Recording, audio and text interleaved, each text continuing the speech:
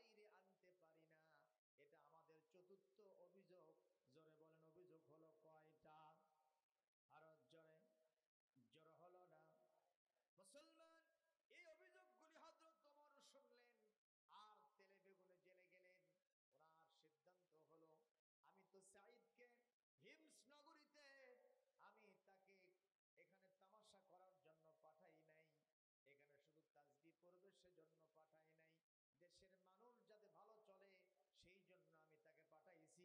কেন এইরকম করলো এগুলোর সঠিক না জবাব দেওয়া পর্যন্ত আমার তরবারির হাত থেকে সে বাঁচবে না।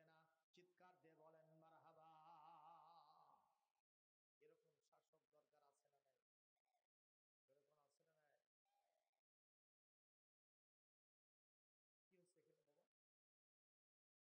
কি হচ্ছে এখানে বাবা? ও একটু নীরবতা পালন করে কাজ করবেন। তোরের মতো প্রজার দুঃখে তাদের চোখে আসতো না রে ঘুম। দেশের ভিতর পড়ে যেত শান্তি সুখের ধুম। ধনী গরিব ভালোবাসার জীবন ফিরে পেত যদি আমার খলিফা হতো ওমরেরই মতো। জনগণের খোঁজ খবর নিত রাত দুপুরে, ঘুরে ঘুরে দেখতো কি কেউ আছে অনাহারে। আমার দেশের মা বোনেরা লাঞ্ছিত হতো না, আমার দেশের আলেম ওলামা বঞ্চিত হতো না, আমার দেশের কৃষক শ্রমিক বঞ্চিত হতো না। ধনী গরিব ভুখা নাঙা নাহি পাওয়া যেত যদি আমার খলিফা হতো ওমরেরই মতো। এমন যদি হতো আমার দেশের শাসক হতো ওমরেরই মতো, হতো আবু বকরের মতো। এমন যদি হতো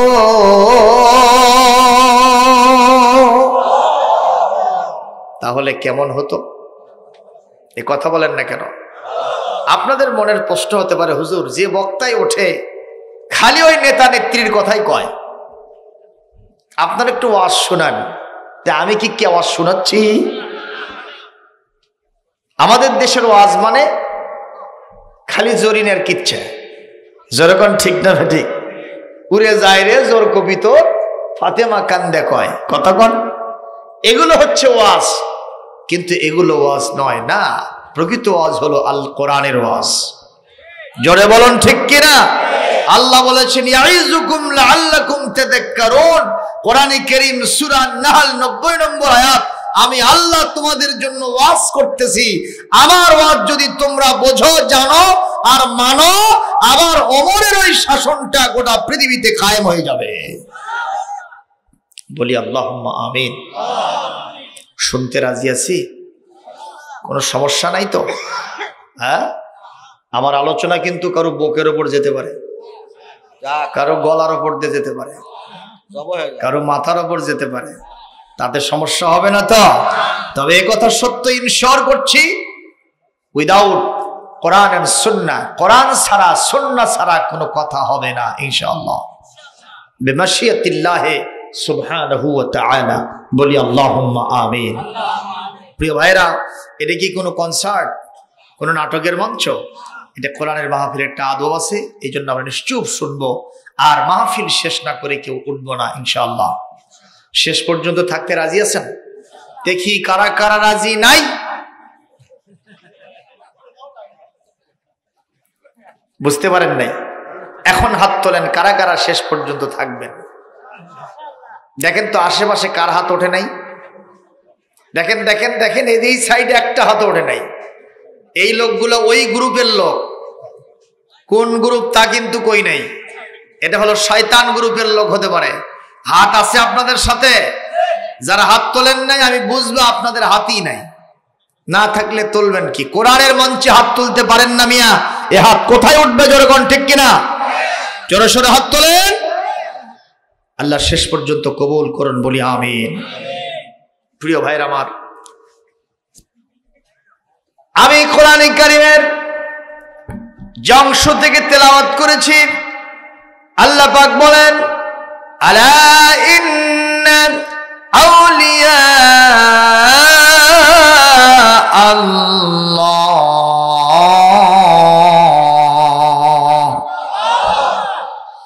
নিশ্চয় জেনে রাখো সাবধান হয়ে যাও। আল্লাহর যারা ওলি, আল্লাহর যারা বন্ধু, আল্লাহর যারা দোস্ত, ঘোষণাকার লা খাউফুন আলাইহিম, তাদের জন্য কোনো ভয়ের কারণ নাই, ওয়ালা হুম ইয়াহজানুন, তাদের জন্য কোনো চিন্তারও কারণ নাই। প্রশ্ন হতে পারে, হুজুর আল্লাহর ওলি বলতে তো বুঝায় ওই আপনার মসজিদে আগে ছিল, এখন বর্তমানে কুবা মসজিদ থেকে আবার আরেকটা মসজিদে আসছে, এসওএস শিশুপল্লীর পাশে, কথা কয় না? ডক্টর আশরাফ আলী সিদ্দিকী উনি হলেন অলিউল্লাহ। ওই ঠনঠনিয়ার মরহুম মগফুর জয়নুল আবেদিন সাহেব উনি হলেন আল্লাহর ওলি। ফুরফুরা শরীফ থেকে আবু বকর সিদ্দিক আল কুরাইশি, তার গুণাগুণ, তার নাতিপুতি যারা আছে তারাই হলো আল্লাহর ওলি। হুজুর গো, আমরা তাহলে কি আল্লাহর ওলি হতে পারবো না? হুজুর গো, বাংলাদেশে অলিউল্লাহ বুঝি দেওয়ানবাগ, রাজারবাগ, কুতুরবাগ, কুতুববাগ, শরীফবাগ, এরকম বাগ আছে না নাই? আমরা অলিউল্লাহ বলতে বুঝি ৮ রশি। আল্লাহ বলছেন কয় রশি, আর ওখানে হলো কয়টা? আমরা বুঝি চরমনাই, আমরা বুঝি সিদ্ধেশ্বরী, আমরা বুঝি সেই সুরেশ্বর, এগুলো আমরা বুঝি। হুজুর এগুলো কি আল্লাহর ওলি? ওদের জন্য কোনো ভয় নাই, চিন্তা নাই, তাহলে আমাদের খবর কি? আল্লাহ বলছেন না না, কেউ কেউ কোন জায়গায় শুধু খানকার মক্তব নিয়ে বসে থাকবে, এরাই শুধু আল্লাহর ওলি না। 2টা গুণ যদি অর্জন করতে পারো, এই মাহফিলে বসা একজন অটো ভ্যান চালক, দিন মজুর, কুলি শ্রমিক, মেথর, 2টা গুণ বৈশিষ্ট্য যদি লালন করতে পারে, সেও আমি আল্লাহর ওলি হয়ে যাবে। আরো জোরে কোন আল্লাহু আকবার, আরো জোরে কোন আল্লাহু আকবার। ও মুসলমান, কয়টা গুণ? আমার আল্লাহ সবাইকে বন্ধুত্ব বানাতে চান, সুবহানাল্লাহ। কোন বন্ধুত্বের শৃঙ্খলে সবাইকে আবদ্ধ করতে চান।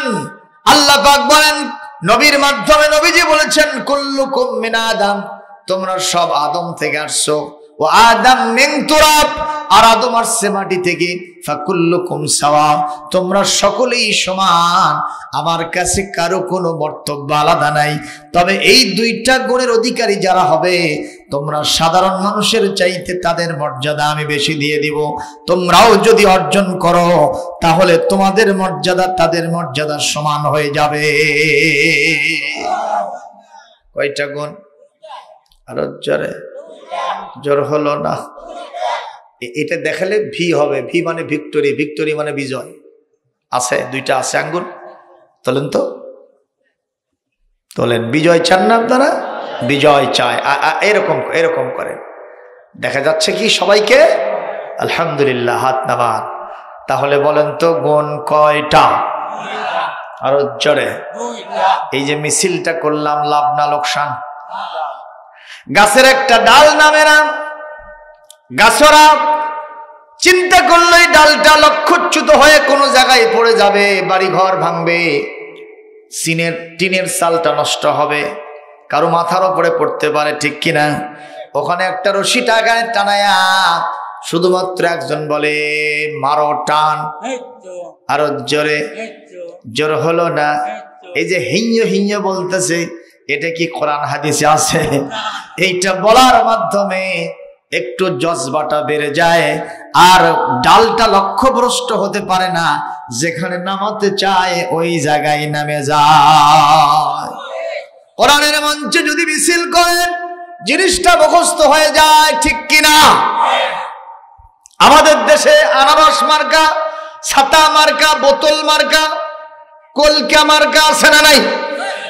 সেইটার মিছিল করতে গিয়া আপনি ফেনা তুলে ফেল দেন, মুখ দিয়ে কতক্ষণ, ঠিক না ঠিক?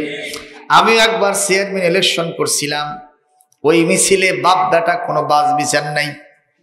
আমি বাড়িতে এসে দেখি আমার ছোট্ট ছেলে মিছিল করতেছে, সালাম ভাই, যেখানে আমরা আসি সেখানে। আমার বেটা আমাকে ভাই করে করছে। এরকম কারবা আছে না? জোরে কোন আছে না নাই? আর কি পাইছে ওই মিছিলের কারণে? এক সাপ কা, এক কাপ চা না, এক সাপ কা। কারণ ভোটের চা আর খেলের পালার পচা পানি, এই দুটার মধ্যে কোনো ডিফারেন্স নাই। এইটা মারতেছে, ঝড় তুলতেছে আর মিছিল করতেছে, ওই মিছিল সব বাদ দিয়া কোরআনের মিছিল করতে হবে। কয়টা গুণ? এক নম্বর, আল্লাযীনা আমানু,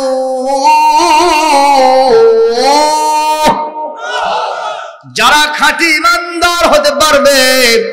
আর দুই নম্বর, কানু ইয়াত্তাকুন,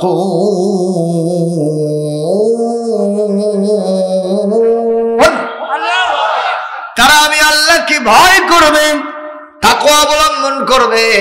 আমি আল্লাহ ছাড়া কলিজার মধ্যে কোনো ভয় থাকবে না। এই দুইটা গুণের অধিকারী যারা হতে পারবে তারা আমার ওলি হবে, বন্ধু হবে, দোস্ত হবে। দুনিয়া আখিরাতে তাদের ভয়ও নাই, চিন্তার কোনো কারণ নাই। ঘোষণা কার? কিসের ভয়? আমার দেশে না, আল্লাহর ভয় না। কিসের ভয়?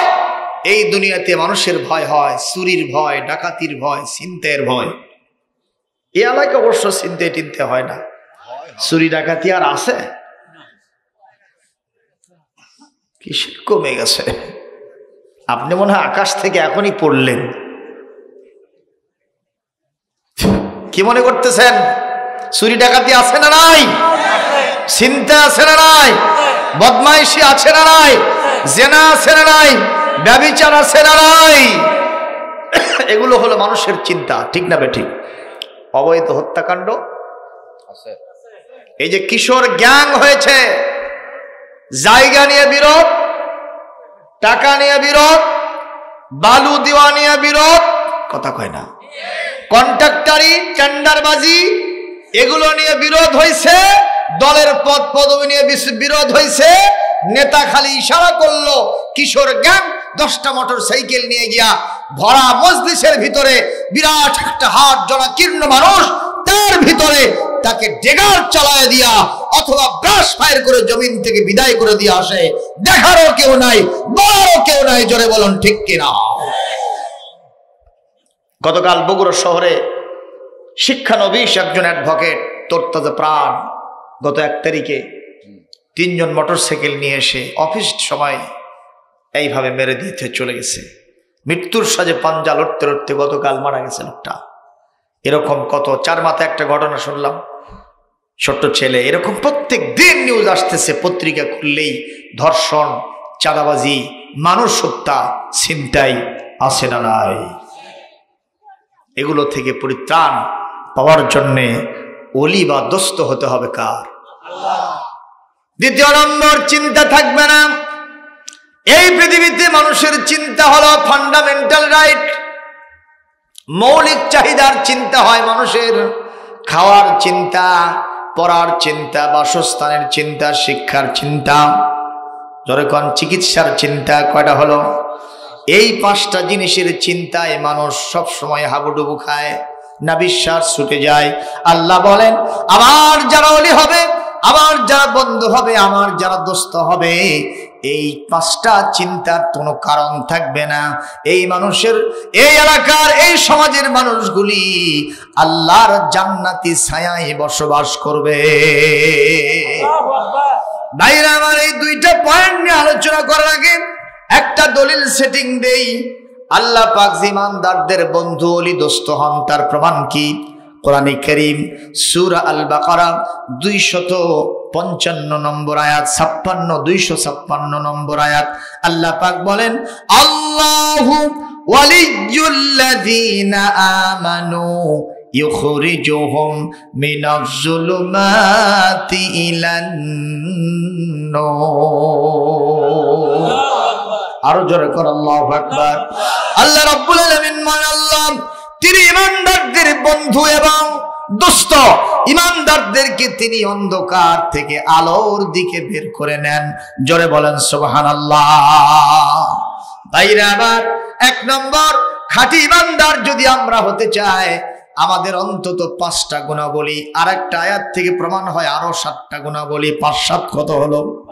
12টা গুণাবলী হলে একজন মানুষ খাঁটি ইমানদার হতে পারে। ওই 12টা গুণাবলীর ভিতরে আওয়াজ দিয়ে বলবেন নামাজ আছে না নাই? এই এলাকায় আছে, আছে ভাই। আজকে এখানে যদি আমি টেস্ট করি যে আপনারা এশার নামাজ কারা কারা পড়ে মাহফিল শুনতে এসেছেন, তাহলে খবর আছে না নাই? হ্যাঁ, শরমে ভরমে অনেকে হাত হয়তো তুলবে, কিন্তু আমি দাবি করার কারণে সে মিথ্যাবাদী হয়ে যাবে, কথা বলে না। অনেক লোক আছে না এশার নামাজ না পড়ে আসছে, এটা তো বাঁশের চেয়ে কঞ্চি মোটা হয়ে গেছে। আপনাদের দেশে বাঁশ মোটা না কঞ্চি মোটা?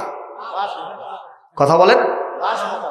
কিন্তু এটা তো কঞ্চি মোটা হলো, আপনারা বলেন হুজুর কঞ্চি কোনটা, বাঁশ কোনটা? বাঁশ হলো নামাজ, এশার নামাজ, ঠিক কিনা কর? আর আজকের মাহফিলটা হলো কঞ্চি বরাবর। আপনি বাঁশ ছেড়ে দিয়ে কঞ্চি হয়ে আসছেন, কঞ্চিকেই বাঁশ বানাইছেন, এটা কি হলো? এটা সব জায়গায় বিরাজ করছে। আমাদের দেশে এক শ্রেণীর লোক আছে যারা সহিহ হাদিসের দাবিদার, আছে না? অনেকে আছে তারা সহিহ হাদিসের বক্তব্য দিতে এসে বিভ্রান্তি ছড়ায় যায়। হানাফি মাযহাব যারা মানে তাদেরকে জাহান্নামে ঢুকাই দিয়ে যায়। কথা বলছেন না কেন? এরকম দু একজন বক্তা মানের তক্তা আছে না নাই কোন? গতকাল আমি মিডিয়া খুলেই দেখি ওনাদের সবচেয়ে বড় নেতা তিনি বলতেছেন বিশ্ব নবীর কবরকে রওজা বলা যাবে না, বলতে হবে কবর। ভাইরা কথা করছেন না কেন? আমিও মানুষ, নবীও মানুষ, কি দুই মানুষ একই? আরে বাবা কথা কর না কেন? আমিও মানুষ, নবীও মানুষ, দুই মানুষ একই? এটা যদি এক হয়, ক্লাসে গিয়ে এক স্যার জিজ্ঞেস করছে বাবা বলো তো দুধ আর বিড়ালের মধ্যে কি পার্থক্য? দুধ আর, তো ছাত্ররা বলতেছে স্যার কোনো পার্থক্য নাই। কে? স্যার আপনি জানেন না দুধেরও ছানা হয় বিড়ালেরও ছানা হয়। কথা কয় না। আচ্ছা আপনারা বলেন তো দুধের ছানা বিড়ালের ছানা দুইটা কি একই ছানা? আজকে এই গ্রামে জামাই জিনা তিন উৎকুর আসেনি, কথা বলছেন না কেন? তাদেরকে কি বিড়ালের ছানা দিয়ে বিদায় করবেন? বাবা তুমি আচ্ছ বিড়ালের ছানা দিলাম এটা খাও, আপনার মেয়ের ভাত হবে, ভাত তো দূরের কত রুটিও দিবি না, কথা কন। তো এইটা যদি এক না হয়, বিশ্বনবী বলেছেন ইন্নামা আনা বাশারুম মিসলুকুম, আমি তোমাদের মতোই মানুষ, তাই বলে কি একই মানুষ? নবীজি পরবর্তী আয়াতের এই আয়াতের শেষ অংশ বলেছেন ইউহা ইলাইয়া, আমার উপরে আল্লাহর পক্ষ থেকে ওহী নাযিল হয়, আমার কোনো ভুল হয় না, তোমাদের ভুল হয়, যেরকম ঠিক কিনা? সুতরাং যেই বক্তা সাহেব বিশ্বনবীর শানে বেয়াদবি করেছেন, বাংলাদেশের 18 কোটি মুসলমানের কাছে তার ক্ষমা চাইতে হবে, যেরকম ঠিক কিনা? কারণ নবীর শানে বেয়াদবি কখনো মেনে নেওয়া যাবে না। সে কবর শরীফ বললে তাও হতো, সে বলেছে নবীর কবরকে কবর বলতে হবে, রওজা বলা যাবে না। অথচ নবীজি বুখারীর হাদিসে নিজে বলছেন মা বাইনা বাইতি ওয়া মিম্বারি রাওদাতুম মিন রিয়াদিল জান্নাহ, আমার ঘর এবং আমার মেম্বার দুইটার মাঝখানেই জান্নাতের বাগান, রওজা রয়েছে, জোরে কোন সুবহানাল্লাহ। রাসূলুল্লাহরই কল, উনি সহিহ হাদিসের লোক। আমার ভাইরা, এ বেয়াদবি কি করা যাবে? রাসূলুল্লাহর সামনে বেয়াদবি করলে তার জীবনের সব আমল বরবাদ করে দিবেন কে? আল্লাহ। কোরআনে কারীম সূরা আল হুজুরাত 2 নম্বর আয়াত আল্লাহ পাক বলেন আইয়ুহাল্লাযীনা আমানু লা তারফাউ আসওয়াতাকুম ফাওকা সাওতিন নাবিয়্যি ওয়া লা تجهروا له بالقول كجهر بعضكم لبعض أن تحبط أعمالكم وأنتم لا تشعرون। আল্লাহ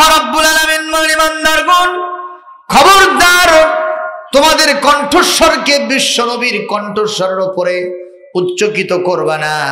একে অপরে জোরে জোরে যেভাবে কথা বলো ওইভাবে জোরে জোরে চেঁচিয়ে মেচিয়ে কথা বলবা না। তোমাদের জীবনের সব আমল কোন দিক থেকে মিশে গেছে, অমেট হয়ে গেছে, আমলের ফোল্ডারটা কখন এমটি হয়ে গেছে, শূন্য হয়ে গেছে, তুমি টেরি পাবা না। চিৎকার দিয়ে বলেন মারহাবা। আর জোরে করে আল্লাহু আকবার। তাহলে আমি আর নবী কি এক হইলাম ভাই? এ মুসলমান কথা বলবেন, নবীর শানে নবীর অপমানে যদি না কাঁদে তোর মন, মুসলিম নয় মুনাফিক, তুই নবীজির দুশমন। কথা বলেন ঠিক কিনা? বিশ্ব নবীর অপমান কি আমরা মেনে নিব? বিশ্ব নবীর অপমান কি আমরা মেনে নিব? বিশ্ব নবীকে সম্মান দেওয়ার জন্য আমার জান আমার প্রাণ দিতেও রাজি আছি যারা, দুহাত তুলে আল্লাহকে দেখায় তারা। লিল্লাহি তাকবীর, লিল্লাহি তাকবীর, লিল্লাহি তাকবীর। আমার নেতা তোমার নেতা বিশ্ব নবী মুস্তাফা, লিল্লাহি তাকবীর। হাত নামান। ওনারা কত বড় সহিহ হাদিসের লোক, আমি নিজেই তার প্রমাণ। ওয়াজ করতে গেছি গাইবান্ধার সাগাটা কোথায়, ওদিকে আবার ওই সহিহ হাদিসের লোক বেশি, তাই না? আমি গিয়ে গ্রামের ভিতরে একটা বাড়িতে বসে আছি, আমার কাছে 3 দফা লোক আসছে, এসে বলতেছে আপনি তো হানাফি মাযহাবের বক্তা, আমরা তো সহিহ হাদিসের কথা শুনি, তা আপনি একটু বুখারী মুসলিম থেকে সহিহ হাদিসের আলোচনা করবেন। তা আমি বললাম ভাই ঠিক আছে, আমিও কামিল মাদ্রাসায় পড়াই, কিছু কোরআন হাদিস আল্লাহ শিখাইছি আলহামদুলিল্লাহ কর। এক পর্যায়ে আরেক দল আসলো, সর্বশেষ আসলো সভাপতি। কে আসলো? আসে ওই একই পেশাল যে আপনি সহিহ হাদিস ছাড়া কোনো বক্তব্য দিবেন না। আমি বললাম খালি আনা তুলে দেন, কথা কন, খালি আনা তুলে দেন। আমার পাগলের মাথা খারাপ করে দিয়েছেন, কথা কন। পাগলকে যদি বলা হয় নড়াচড়া করিস না, নৌকা গুলো ডুবে যাবে, তখন পাগল কি করে? সম্মানিত ভাইয়েরা, মঞ্চে উঠেই জিজ্ঞেস করলাম দেখি আজকে এশার নামাজ কে কে পড়ে আসছেন? হাত উঠছে 10টা। 5 শতাধিক লোক মঞ্চে প্রায়। ওই যে অনেকে শুনছে যে ইনি আলে হাদিস মানে হানাফির বক্তা, এই জন্য ওরা আসেনি। আর কিছু আসছে 5 শতাধিক লোক, এর ভিতরে হাত করা উঠছে। কি নামাজ পড়ছে? আমার মাহফিল শেষ হবে 12টার পরে, ঠিক না? তো ওরা এশার নামাজ কখন পড়বে? কথা কন। আমি বললাম কোন সহিহ হাদিসে লেখা আছে এশার নামাজ না পড়ে ওয়াজ শুনতে হবে? খালি মাথা নিচু করল। এরপরে বললাম আপনারা এখানে যারা বসে আছেন অধিকাংশই যুবক মানুষ, কয়েকজন বুড়া মানুষ ছাড়া কারো মুখে দাড়ি নাই, তা আবার উল্টো শ্বাস মারছে। কি শ্বাস? তার মানে ওঠার কোনো সুযোগ, ঠিক না বেঠিক কন? আমি বললাম ভাইজান বুখারীর সহিহ হাদিসে আমি পড়েছি ওয়াফুল লুহাব আকাসুস শারিব আও কামা ক্বালা নবী সাল্লাল্লাহু আলাইহি ওয়াসাল্লাম, নবীজি বলেন তোমরা দাড়িকে লম্বা করো আর মোছকে খাটো করে, কিন্তু আপনাদের মোছের যা ঝুল তাতে মুখ দেখা যাচ্ছে না, হাসেন না কান্দেন তাও বোঝা যায় না, কিন্তু এক গাছা দাড়ি মাইক্রোস্কোপ যন্ত্র দিয়ে খুঁজলেও পাওয়া যায় না। জবাব দেবেন কোন সহিহ হাদিসে আছে দাড়ি কাটা যাবে? সভাপতি সাহেব খালি ইঙ্গিত করতেছে, আরে কথা কয় না বাবা, ঠিক না? এরপরে দেখলাম প্রজেক্টর দিছে। 3 নম্বর প্রশ্ন, কয় নম্বর? প্রজেক্টর দিয়ে আমি হুজুরের চেহারা মহিলা প্যান্ডেলে দেখাইতেছে। দেখায় না? দেখায় না? বলে আমরাও তো দেখাই। ও মুসলমান, আমরা তো বলি না এটা জায়েজ এটা না জায়েজ, কোনোদিন বলেছি আমরা? কিন্তু তারা বলে। আর আমি বললাম এই যে আমার ছবিটা যদি ওনাদের দেখা জায়েজই হয়, ওই পর্দা দেওয়ার দরকার নাই, ওটা খুলে দেন। কয় না? প্রজেক্টর দিয়েছেন আমার ছবিটা, ওনারা দেখতেছেন, এটা কোন সহিহ হাদিসে আছে না বলা পর্যন্ত আমি সভাপতিকেও ছাড়ব না। খালি কে হুজুর ওয়াজ করেন, জোরে কর আল্লাহু আকবার, আরো জোরে কর আল্লাহু আকবার। আমি সেই দিন বলে আসছি, কে আহলে হাদিস, কে আহলে হানাফ, কে আহলে সুন্নাতুল জামাত, কে কে আপনার এই যে কওমি মাদ্রাসা, কে আলিয়া মাদ্রাসা, কে পীর মাশায়েখ, কে তাবলীগ জামাত, কে ইসলামী আন্দোলন, এগুলো কোনো দেখা হবে না। কাল কিয়ামতে কোরআন সুন্নাহ ভিত্তিক আমল ছাড়া আল্লাহর দরবারে নাজাতের উপায় থাকবে না, থাকবে না, থাকবে না। ঠিক না বেঠিক? এগুলো সব হলো নিজের মাহাত্ম্যকে জাহির করা। ঠিক না বেঠিক? আমার রাসূলের কবর আমার কবর এক হবে? একটা সহিহ হাদিস শোনাই, আবু দাউদ শরীফের। আল্লাহর নবী বলেন, মা মিন মুসলিমিন মুমিনিন মা মিন আহাদিন ইউসাল্লিমু আলাইয়া ইল্লা রাদ্দাল্লাহু আলাইয়া রূহি হাত্তা আরুদ্দা আলাইহিস সালাম আও কামা ক্বালা নবী সাল্লাল্লাহু আলাইহি ওয়াসাল্লাম, রাওয়াহু আবু দাউদ। আল্লাহর নবী বলেন, বিশ্বের যে প্রান্তে থেকেই আমাকে সালাম দেয় আমার কোন উম্মত, তা যদি বনবনায় ইসলামী জলসার মজলিস থেকেও যদি কেউ আমাকে একটাবার সালাম দেয়, সেই সালামটা আমার রওজা মোবারকে আমার আল্লাহ পৌঁছায় দেন। আর ওই সালামের জবাব দেওয়ার জন্য আল্লাহ আমার জাসাদের মধ্যে আমার রূহটাকে ফেরত দিয়ে দেন, আমি জিন্দা হয়ে ওই সালামের জবাব দিয়ে দেই। আপনি আমাকে জবাব দেন, এমন কোন মুহূর্ত কি আছে যেই মুহূর্তে নবীকে সালাম দেওয়া হয় না? কথা কয় না? এই মুহূর্তে আপনি দিচ্ছেন না, কিন্তু আর এক জায়গায় আর এক দল তারা দিচ্ছেন। কথা কয় না? গোটা বিশ্বে প্রায় 200 কোটির কাছাকাছি মুসলমান, প্রতিনিয়ত রাত দিন 24 ঘন্টা নবীর প্রতি সালাম দেওয়া হয় কিনা? তাহলে আমার নবীর সালামের জবাব যদি জিন্দা হয়ে দেওয়ার কায়দা থাকে, এমন কোন মুহূর্ত নাই যেই মুহূর্তে বিশ্ব নবী তার কবর শরীফে রওজা মোবারকে তিনি জিন্দা নাই। জোরে কোন আল্লাহু আকবার। ওনাকে জিজ্ঞাসা করা হলো, উনি সাহেব কি নবী সাহেব কি তার কবরে জিন্দা না মুর্দা?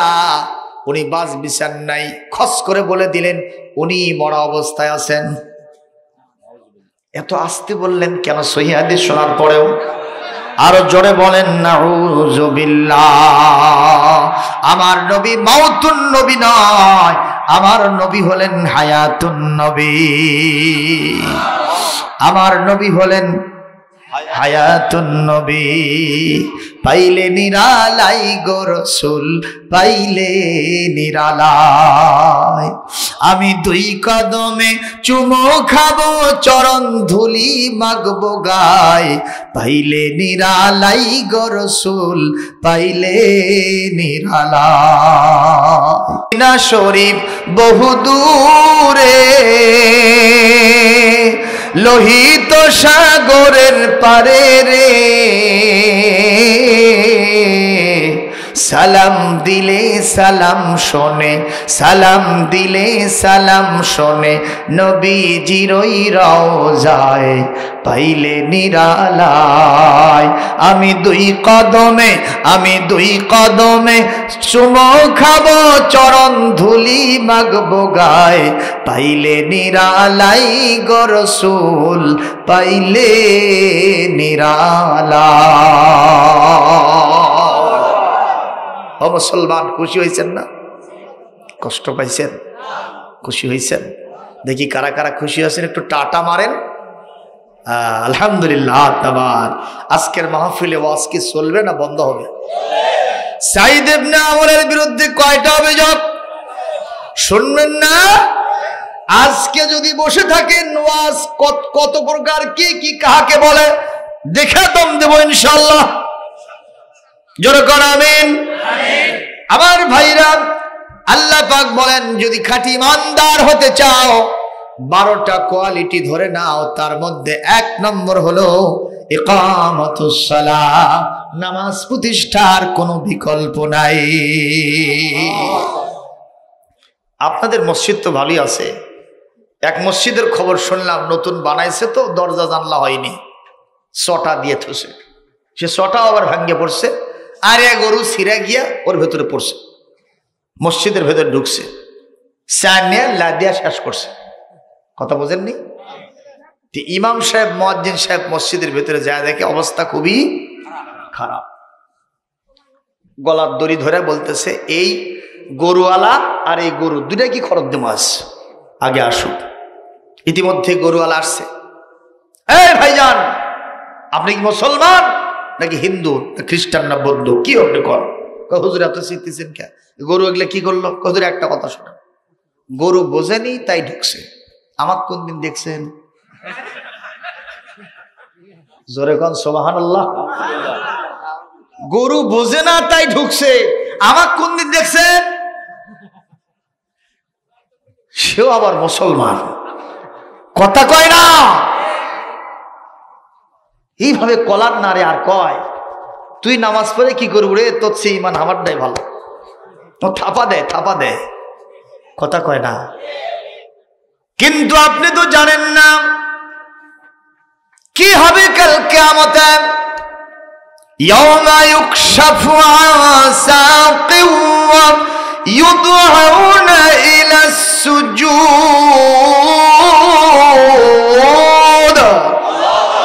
ফালা ইয়াস্তাতিউন। কোরআনে কারীম সূরাতুল কলম 42 নম্বর আয়াত, আল্লাহ পাক বলেন, আজকে আপনি নামাজ পড়তেছেন না, কোটি কোটি মানুষের সামনে কিয়ামতে আল্লাহ বলবেন, বান্দারে আমাকে একটু সেজদা দে। কে বলবেন? দুনিয়াতে যারা নামাজ পড়ে নাই, লা ইস্তাতিউন, কোটি কোটি জনতার সামনে সে কখনো সেজদা দিতে পারবে না। বলেন শরম হবে না সম্মান হবে? খাশিয়াতান আবসারুহুম তারহাকুহুম যিল্লাহ। আল্লাহু আকবার বলেন। শরম লজ্জার কারণে, অপমানের কারণে মাথাটা নিচু হয়ে যাবে, চক্ষু নিচু হয়ে যাবে, ভীতু হয়ে যাবে, আর এমন অপমান লাঞ্ছনা গঞ্চনা তারে ধরবে, কোনো দিকে মুখ দেখাতে পারবে না। সে বলবে আল্লাহ মরণ দাও। আল্লাহ বলবেন, 1000 বার মরণ ডাকলেও আজকে তোমাকে আর একবার মরণ দেওয়া হবে না, যেহেতু আমি কিয়ামতের জন্য তোমাকে উঠাইছি। জোরে করে আল্লাহু আকবার। জান্নাতীরা কারা? জাহান্নামীদেরকে বলবে, মা সালাকাকুম ফি সাকর। এ জাহান্নামীরা, কেন জাহান্নামে গেছো? জাহান্নামীরা বলবে 4টা কারণ। জোরে কোন কয়টা? তার 1 নম্বর হলো লাম নাকু মিনাল মুসাল্লিন। আমরা নামাজীদের সাথে ছিলাম না, নামাজীদের মধ্যে ছিলাম না। ঠিক তবে ঠিক, নামাজীরা যা যা করত, নামাজীরা যত প্রোগ্রাম দিত, সেই প্রোগ্রামের সাথে আমাদের সম্পর্ক ছিল না, নামাজি ছিলাম না। মসজিদে আজান হয়েছে, হাইয়া আলাস সালাহ, হয় না? আপনাদের এখানে বাজার আছে? কোথায়? বর্তলি। আচ্ছা, দেখবেন বাজার মসজিদে আজান হলে চা যারা খায়, ওর ভিতরে একজন আজান শুনে 4 কাপটা রেখে চলে গেল নামাজ পড়তে, আরেকজন বলে ওই নামাজ পড়ে আসুক, আরেকটা দিত। কথা কন? যে মুসল্লি নামাজ পড়তে গেছে, উনি সাহেব বলবেন, তুই জাহান্নামী কেন? যে আবার দ্বিতীয় কাপ, 2 নম্বর কাপ চার জন্য অর্ডার করলো, সে বলবে, বন্ধুরে তুই মুয়াজ্জিনের ডাক শুনে মসজিদে গিয়েছিস, আর আমি যাই নাই, 4 কাপ আরেকটা অর্ডার দিয়েছিলাম, আজকে সেই কারণে আমি জাহান্নামে পৌঁছে গেছি। মুসলমান বলেন তো, আমরা কি জাহান্নামে যেতে চাই? কোথায় যেতে চাই? তাহলে 5 ওয়াক্ত নামাজ পড়তে হবে। রাজি আছি? যারা রাজি আছি দুহাত তুলে আল্লাহকে একটু দেখায় দেই। মুসলমান, আল্লাহ কবুল করুন। জোরে বলি আল্লাহুম্মা আমিন। তবে একটা কথা মাসালতু মাসালান টিকা টিপ্পনি হিসেবে একটু বলে যাই, কেন নামাজি হয় না, কেন মুসলমান আজকে নামাজে যায় না, তার একটাই কারণ। আল্লাহ বলছেন মানুষের সাথে শয়তান থাকবে, বিভিন্ন প্ররোচনার কারণে, অসসার কারণে মানুষ, বিভিন্ন ঝামেলার কারণে মানুষ নামাজে যাইতে চাইবে না। এই জন্য আমি আল্লাহর আইন সংসদে পাশ হতে হবে। তার মানে ইমাম আবু হানিফার মতে কেউ যদি এক ওয়াক্ত নামাজ কাজা করে আর যদি সে কোনো উপযুক্ত কারণ দেখাতে না পারে, তাকে গ্রেফতার করে নিয়ে গিয়া জেলখানা আবদ্ধ করা হবে। পাকা নামাজি না হওয়া পর্যন্ত 6 মাস জেলখানায় থাকতে হবে। এরকম আইন যদি আমার বাংলাদেশের সংসদে কায়েম হয়, আমরা বলবো শেখ হাসিনা সহ আপনারা যারা আছেন আপনারাই চালান, আমরা শুধু নামাজের বিধানটা দেখতে চাই। কথা কয় না? কথা কয় না? আপনারাই চালান, ওখানে আমাদের যাওয়ার দরকার নাই, কিন্তু নামাজের বিল পাস করতে হবে। এত বিল পাস হয়, মুসলমান হয়ে নামাজের বিল পাস হয় না কেন? আপনারা বলবেন হুজুর ওই দায়িত্ব কি ওর কেড়ে? আপনারা বলবেন, জিজ্ঞেস করবেন, কিন্তু জবাব কোরআন থেকে নেন, দায়িত্ব কার? সূরা হজ 41 নম্বর আয়াত, আল্লাযীনা আমানু আল্লাযীনা ইম্মাক্কান্নাহুম ফিল আরদি আকামুস সালাহ।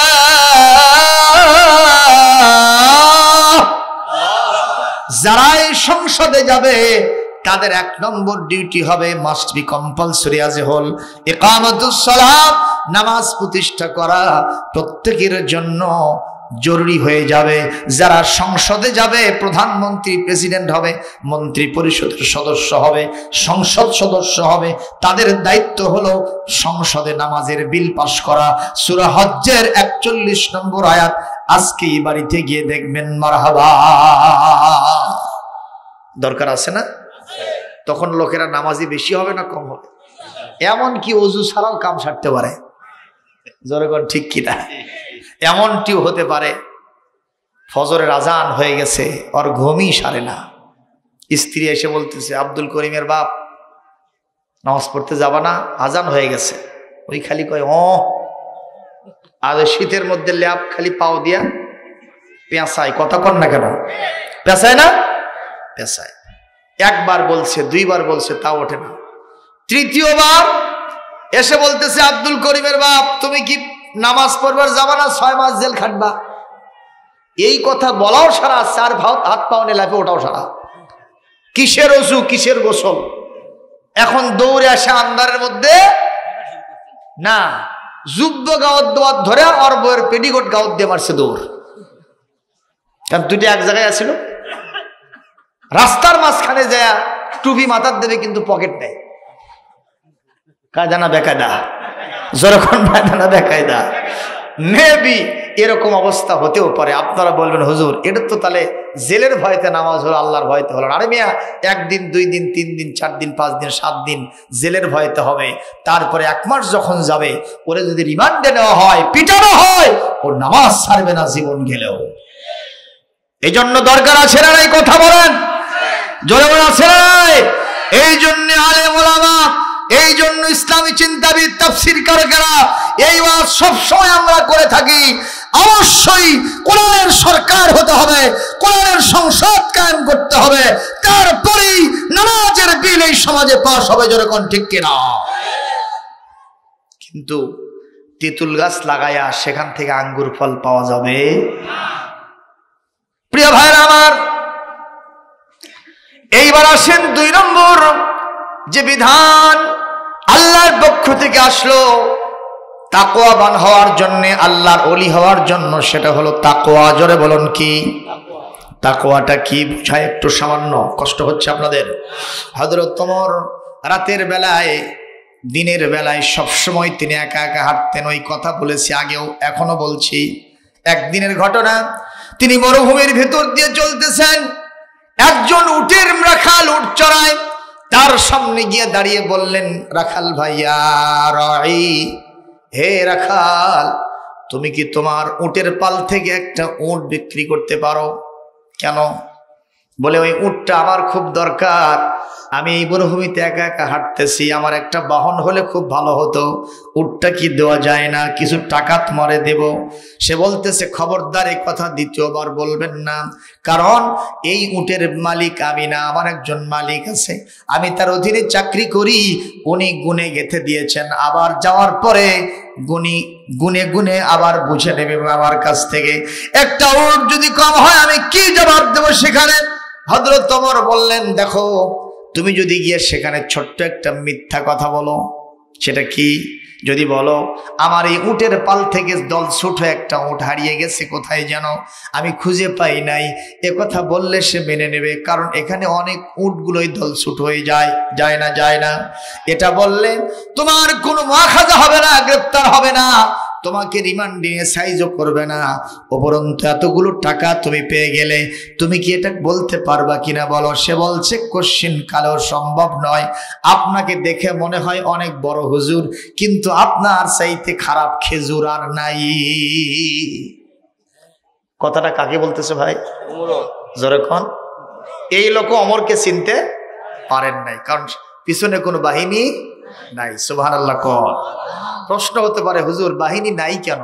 বলে জনগণের অধিকার আদায় করেছেন, এই জন্য জনগণেরা নিজেই তার মুহাফেজ হয়ে যায়। সুবহানাল্লাহ। কষ্ট পাচ্ছেন ভাইরা আমার? হযরত ওমর বললেন, কি বলতে চাও তুমি?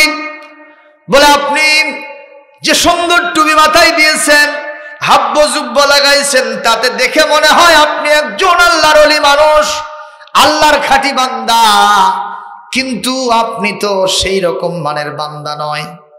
কারণ আমি জানি, আমরা রাসূলুল্লাহর কাছ থেকে শুনেছি এবং ওমরের রাজ্যে এখন বসবাস করতেছি, আমিরুল মুমিনিন খলিফাতুল মুসলিমিন ওমর আমাদেরকে শিক্ষা দিয়েছেন, কোরআন সুন্নাহ আমাদেরকে শিক্ষা দিয়েছেন, এই জীবন নয়, আরেকটা জীবন আছে, যার নাম অনন্ত জীবন, পরকাল। আমাদের সবকিছুর স্রষ্টা হলেন, মালিক হলেন আল্লাহ। দুনিয়ার চোখকে ফাঁকি দেওয়া যাবে, কিন্তু আল্লাহর চোখকে কখনো ফাঁকি দেওয়া যাবে না। আমি জানি আমার মালিকের কাছে মিথ্যা বললে আমি রেহাই পাবো, টাকাটাও রোজগার হবে, কিন্তু আমার আসল মালিকের চোখ আমি ফাঁকি দিতে পারবো না। ওই আল্লাহর চোখ যেহেতু ফাঁকি দিতে পারবো না, তার ক্যামেরাতে আমি নিবদ্ধ হয়ে যাব, কাল কিয়ামতে চোরের কাতারে আমার দাঁড়ানো লাগবে। আমি সেই কারণে আমি দুঃখিত, আপনার কাছে উট বিক্রি করতে পারবো না। হযরত আমার কাল বিলান মনে করে সিজদায় পড়ে গিয়ে কাঁদতেছেন আর বলতেছেন, আল্লাহ, এই দেশের মানুষকে ভালো করার জন্য কোনো পুলিশ লাগে না, আর্মি লাগে না, বিজিবি লাগে না, কোনো বাহিনীর দরকার হয় না, র্যাব লাগে না, আপনার ভয়েতে মানুষগুলো সব ভালো হয়ে গেছে। এই দেশের খলিফা আমিরুল মুমিনিন হওয়ার কারণে আমি মোটেও বেজার নই, আমি ওমরের কলিজা ঠান্ডা হয়ে গেছে।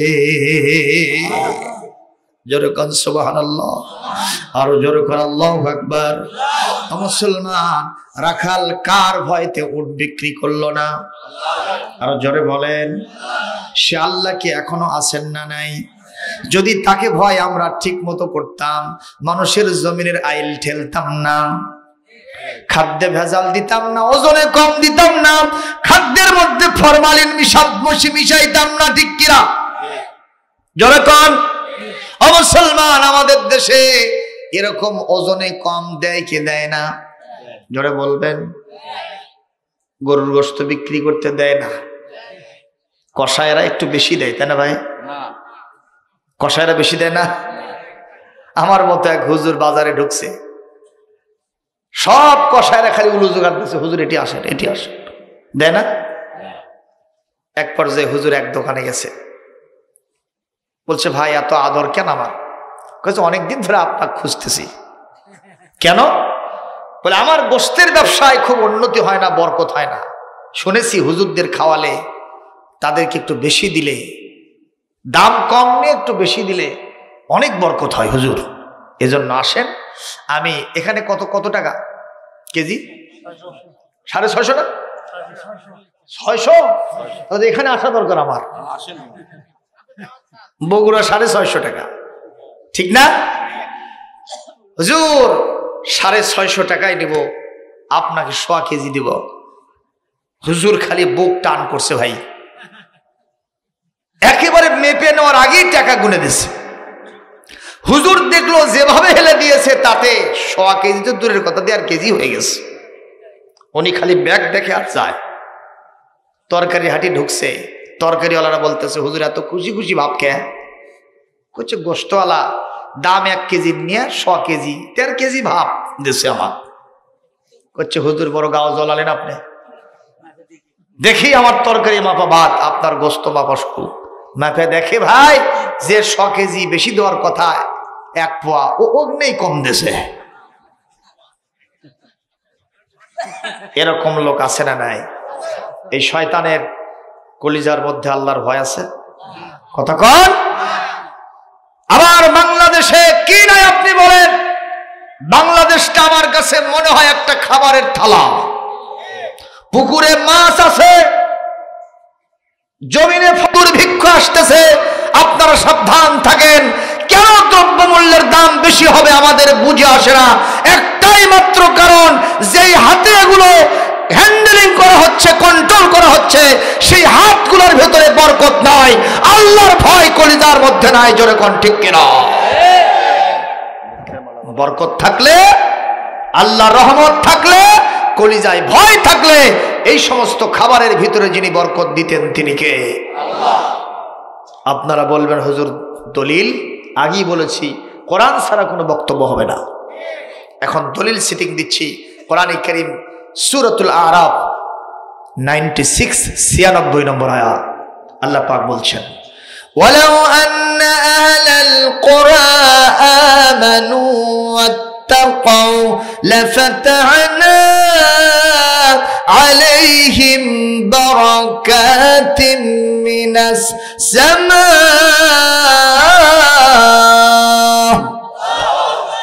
বারাকাতিন মিনাস সামাই ওয়াল আরদ ولكن كذبوا فأخذناهم بما كانوا يكسبون।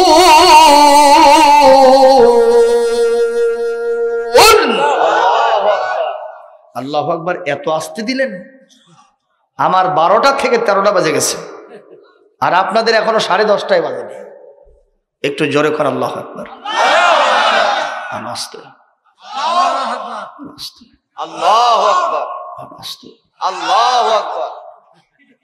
মনে হচ্ছে আজই 30 রমজান গেল। খাইছেন আপনারা? খাইছেন জম্মের খাওয়া? আজকে এই গ্রামে কোনো বাড়ি নাই যে বাড়িতে গোস্ত নাই, ঠিক কিনা? এত খাওয়া দাওয়া করে আসার পরেও আপনাদের তেজ হচ্ছে না কেন? একটু জোরে বলতে হবে আল্লাহু আকবার। নারায়ে তাকবীর, নারায়ে তাকবীর। আল কোরআনের আলো সারা দুনিয়ায় জালো। নারায়ে তাকবীর। আলহামদুলিল্লাহ বলে। আজকে বড় মসজিদে ইমামতি করি তো, জুমার নামাজে আমার প্রায় 5000 মুসল্লি নামাজ পড়ে। আলহামদুলিল্লাহ বলবেন না? অনেক মুসল্লি এসে কান্দে, হুজুর এই ফোনটা আমার ছেলেটাকে শেষ করে দিল। আছে না? অনেকে এই ফোনের কারণে ছেলে মেয়েদেরকে কন্ট্রোল করতে পারে না। নিয়ে এসে কয় হুজুর না ফু দেন তো ছেলেটাকে, এই ঘুমিয়ে পারে না, খালি কান্দে, ঠিক কিনা? ফু দেওয়া হয়েছে, ফু শেষ, কিন্তু ফু দেওয়ার সাথে সাথে আর কান্দা আরো বাড়ে। জোরে কোন ঠিক না ঠিক? এলাকার সবচেয়ে বড় হুজুরের কাছে নিয়ে যাওয়া হয়েছে, ওই ফু দেওয়ার সাথে সাথে আরো মনে হয় যে 100 গতিতে কান্না বেড়ে গেছে। কয়েকদিন পর জিজ্ঞেস করা হলো আপনার ছেলের খবর কি? কয় শালা আর কান্দে না। কে? কয় যে বড় একটা ফোন কিনে দিছি হুজুর। খালি ওই দিকে চায় থাকে, বাপ মার পর্যন্ত খবর নেয় না, কোনো দিকে তাকায় না, খাবার কোনো টাইম নাই। জোরে কর ঠিক কিনা? এরকম ফোন আপনাদের গ্রামে নাই তো নাকি? কোন বাড়িতে নাই সেই বাড়ির কথা কর, সবার কাছে কাছে আছে। এই ফোন মানে জাহান্নাম, আবার এই ফোন মানে জান্নাত। সুবহানাল্লাহ বলবেন না? কারণ এই ফোনের ভিতরে কোরআন তেলাওয়াত। আপনারা জবাব দিবেন, আছে না নাই? এই ফোনের ভিতরে ওয়াজ, এই ফোনের ভিতরে ইসলামী চিন্তাবিদদের আলোচনা, আছে না নাই? আবার এই ফোনের ভিতরে ল্যাংটা নারীর পচা দেহ, জেনা ব্যভিচার, ড্যান্সিং কনসার্ট, ঝাঁকানাকা, মাতামাতি সব আছে। যার কলিজার ভিতরে আল্লাহর ভয় নাই, এই ফোন দিয়াই সে নষ্ট হয়ে যাবে। কিন্তু যুবক, তোমরা যারা এসেছো, কলিজা ভরা দরদ নিয়া মন থেকে বলতেছি, পুলিশ, আর্মি, বিজিবি তারা তোমাকে বাঁচাতে পারবে না। কারণ অনেক সময় পুলিশের সামনে দিয়া দাগি আসামি চলে যায়, আর পুলিশ বেচারা ফোন দেখতে দেখতে ওখানে মত্ত হয়ে যায়। দেখা যায় না? যায় না? সারাদিন ডিউটি করবে, কি করে? এখন ফোন দেখতেছে, আছে না নাই? সুতরাং পুলিশেরাও ফোন দেখে, আর্মিরাও দেখে, বিজিবিও দেখে, সরকার প্রধান, মন্ত্রী পরিষদের সদস্য, এমপি, মিনিস্টার, উপজেলা চেয়ারম্যান, ইউনিয়ন পরিষদের চেয়ারম্যান, মেম্বার, কাউন্সিলর সবাই দেখে, সবাই এগুলো নিয়ে মাতামাতি করে, বাপ মাও দেখে। সুতরাং তারা তোমাকে বাঁচাতে পারবে না। কেবলমাত্র, শুধুমাত্র, একমাত্র আল্লাহর ভয় যদি কারো কলিজের মধ্যে থাকে, এই ফোনের খারাপ দৃশ্য থেকে কখনো দেখবে না। ঠিক কিনা? তুমি রাতের গভীরে চতুর্দিকে জানালা দরজা সব বন্ধ, আছে না নাই? বাপ নাই, মা নাই, পুলিশ, আর্মি, বিজিবি কেউ নাই, বন্ধু বান্ধব, ছেলে মেয়ে কেউ নাই। রাত 12টার পরে গুগলে সার্চ দিয়েছো, ইউটিউবে চলে গেছো, যেখানেই যাও না কেন ল্যাংটা নারীর পচা দেহ আসছে, সরাসরি জেনা চলতেছে, সেটা দেখতেছো। ওই ইটালির রোমের মেয়েরা উলঙ্গ হয়ে সাগরে গোসল করতেছে, সেই দৃশ্য পর্যন্ত তুমি দেখতেছো।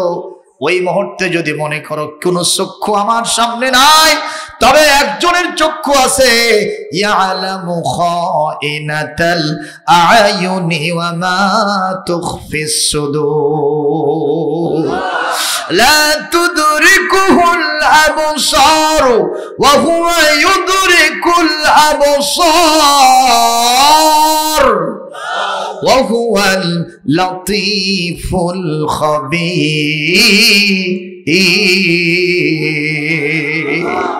দুনিয়ার কোন চোখ আল্লাহর চোখকে আয়ত্ত করতে পারে না। কেবলমাত্র, শুধুমাত্র দুনিয়ার সব কিছু যিনি আয়ত্ত করেন, আওয়াজ দিয়ে বলেন তিনি আবার কে?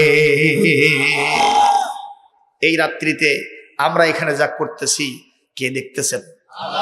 নাকি ঘুমাচ্ছেন? ঘুমাচ্ছেন?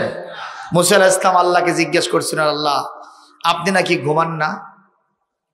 হযরত মুসা কিন্তু অনেক সময় আল্লাহকে বেকায়দা প্রশ্ন করত, ঠিক না? একদিন বলতেছে, আল্লাহ আমার এমন কিছু আছে যা তোমার নাই। আল্লাহ বলতেছেন, তোর মাথা কি পাগলা হলো? লিল্লাহি মা ফিস সামাওয়াতি ওয়া মা ফিল আরদ, আসমান জমিনের সবই তো আমার, ঠিক কি না? তোর আবার এমন কি আছে যা আমার নাই মুসা? মুসা বলতেছে, আল্লাহ বলবো। মুসা কি বলতে চায় সেটা কি আল্লাহ জানেন না? কথা কয় না, কারণ অন্তর্যামী কে? হযরত মুসা বলছেন, আল্লাহ আমার মৃত্যু আছে, তোমার নাই। হাসান আমিসা আবার বলতেছে, আল্লাহ আমার ঘুম আছে, তোমার নাই। আমার খাওয়া দাওয়া লাগে, তোমার লাগে না। আমার আরাম আয়েশ লাগে, কিন্তু তোমার লাগে না। আল্লাহ বলছেন, মুসা ঠিকই বলেছ। জোরে করে আল্লাহু আকবার। উনি জিজ্ঞেস করছেন, আল্লাহ আপনি নাকি ঘুমান না? আল্লাহ বললেন, মুসা রে ঘুমাই যে না, ওয়ালাম তুমিন, তুমি কি বিশ্বাস করো না? মুসা বলছেন, আল্লাহ বিশ্বাস করি, কিন্তু যদি দেখতে পেতাম বিশ্বাসটা আরো বেড়ে যেত। আল্লাহ বললেন, মুসা তাহলে ঠিক আছে, শোনো, এক গ্লাস পানি নিয়ে দাঁড়ায় থাকো। কে বলতেছেন? কাকে? হযরত মুসা এক গ্লাস পানি নিয়ে দাঁড়ায় আছেন। ওদিক থেকে আল্লাহ ঘুমকে বলছেন, মুসাকে জম্মের ধরা ধর। ঘুম এসে হযরত মুসাকে ধরেছে। আপনারা বলেন গ্লাসের খবর আছে? ওনার নিজেরই তো খবর নাই, কথা কয় না। এক পর্যায়ে হযরত মুসার হাত থেকে গ্লাসটা কোন ফাঁকে পড়ে গিয়া ভেঙে চুরমার। গ্লাস ভাঙ্গার সাউন্ড শুনে মুসা লাফে উঠছে, সেজদায় পড়ে গিয়ে বলতেছে, আল্লাহ বেয়াদবি হয়ে গেছে, মাফ করে দেন। আল্লাহ বললেন, মুসা কোনো বেয়াদবি হয় নাই, তুমি দেখতে চেয়েছো আমি আল্লাহ ঘুমাই কি ঘুমাই না, বলো তো গ্লাসটা ভাঙলো কেন? কয় আল্লাহ খুব সতর্ক ছিলাম, তারপরেও ঘুম যে কোন মুহূর্তে ধরেছে আমি টের পাই নাই। ঠিক না বেঠিক? আল্লাহ পাক বললেন, মুসা এবার খেয়াল করো, ঘুম ধরার কারণে একটা গ্লাসের দায়িত্ব পালন করতে পারলে না। আমি আল্লাহর কুদরতি হাতে কত জিনিসের দায়িত্ব, অবিশাল আকাশ, বিস্তীর্ণ জমিন, কুল কায়নাত, হাজার হাজার মাখলুকাত সব আমার কন্ট্রোলিং পাওয়ারে চলে। আমি যদি সামান্য সময়ের জন্য ঘুমাই, আকাশ আর জমিনের মধ্যে সংঘর্ষ লাগবে, কথা কয় না? আর রাত দিনের মধ্যে সংঘর্ষ লাগবে, পাহাড় আর নদীর মধ্যে সংঘর্ষ লাগবে। অল্প সময়ের ভিতরে শৃঙ্খলপূর্ণ পরিবেশ লন্ডভন্ড হয়ে যাবে। জোরে কোন ঠিক কিনা? এজন্য জবাব দেন, আমার আল্লাহর কি ঘুম আছে? এই রাত্রিতে আমাদেরকে দেখতেছেন কে? যারা এই রাত্রিতে ফোন দেখে, ওই সমস্ত গেম খেলে, ফ্রি ফায়ার খেলে, সময় নষ্ট করে, জবাব দিবেন তাদেরকেও কে দেখে। সুতরাং তার ভয় করার দরকার আছে না নাই? এই ভয়তেই মানুষ ভালো হয়ে গেছে। জোরে কোন সুবহানাল্লাহ, আরো জোরে কোন সুবহানাল্লাহ। ভাইরা, আজকে হলো ফাতিহা ইয়াজদাহাম, ঠিক কিনা? যারা আলেম ওলামা আছেন তারা বুঝবেন। আগামীকাল মাদ্রাসা ছুটি না, স্কুল কলেজ আগামীকাল বন্ধ। কেন? ফাতিহা ইয়াজদাহাম। কেউ বোঝে না ফাতিহা ইয়াজদাহাম কি। এক শিক্ষক এসে আমাকে জিজ্ঞেস করতেছে, হুজুর ফাতিহা ইয়াজদাহাম কি? আমি বললাম ফাতিহা ইয়াজদাহাম হলো রবিউল সানি মাসের 11 তারিখ। কত তারিখ? কি সেটা? হযরত বড় পীর আব্দুল কাদের জিলানী রহমাতুল্লাহ আলাইহির মৃত্যুবার্ষিকী, ওফাত দিবস। জোরে কোন আল্লাহু আকবার। আব্দুল কাদের জিলানী ভালো মানুষ না কালো মানুষ? পীর না ক্ষীর? ছোট পীর না বড় পীর? সুবহানাল্লাহ বলবেন না? এত বড় পীর তিনি হইছেন কেমনে? এত বড় মানুষ হইলেন কেমনে? তার বাপ মা কি খারাপ মানুষ ছিল নিশ্চয় নাকি? বাপ মা কি খারাপ ছিল? বাপ মা যদি খারাপ হয়, সন্তানও খারাপ হয়। জোরে কোন ঠিক কিনা? চাঁপাইনবাবগঞ্জ এলাকায় এক লোক আমের বাগান দিছে। কিসের বাগান? তো এখন আম যখন ধরেছে, ম্যাচুইট হয়েছে, আম পারবে, যে দেখে একটা ছেলে বস্তা নিয়ে আমের গাছে উঠছে। কার গাছে? এখন খালি আম পাড়তেছে আর বস্তায় ভরাচ্ছে। লোকটা নিচ থেকে বলে, এই তুই কার ব্যাটারে? এখনো আম পারিনি, খাইনি, হুজুরদের দিয়ে মিলাদ করিনি, তুই নাম, তোকে ধরে না তোর বাপের কাছে যাব। ওই খালি মিটপিট করে হাসে। নেমে নিয়ে এসে বলতেছে, এই হাজিজকে বাবা। কয় কার কাছে নিয়ে যাবেন? তোর বাপের কাছে। আমার বাপ ওই গাছত চড়ছে। কোন গাছ? তো যায় দেখে ওর বাপ আবার বড় বস্তা নিয়ে উঠছে। উনি এখন মাথা ঠোকায় আর কয়, হাই রে বিশার দমু কার কাছে, বাপও চোর বেটাও চোর। জোরে কোন ঠিক নেবে ঠিক? বাপের চরিত্র যদি খারাপ হয়, সন্তানের চরিত্র অধিকাংশ ভালো হয় না। আপনারা ঠিক বললেন না কেন? আরো জোরে কোন। একজন পিতা আমাকে বলতেছে, হুজুর আমি সফরে বের হয়েছি, সফরে যাওয়ার জন্য। তো আমার ছেলেটা দৌড়ে এসে বলতেছে, আব্বা সফরে যাচ্ছেন, একটু দেরি করেন। আমি দেরি করলাম। বাবা কি বলিস? পিছন থেকে ডাক দিলু কে রে? এটা তো খারাপ লক্ষণ, ঠিক কিনা? আচ্ছা আসে, কি কোস? বলছে, আব্বা আপনি তো সবই নিয়ে গেছেন, কিন্তু একটা জিনিস তো আপনি বাদ দেন না। বলে কি? বিড়ির প্যাকেট। জোরে কোন কিসের প্যাকেট? বাপকে কি দিতে আসছে?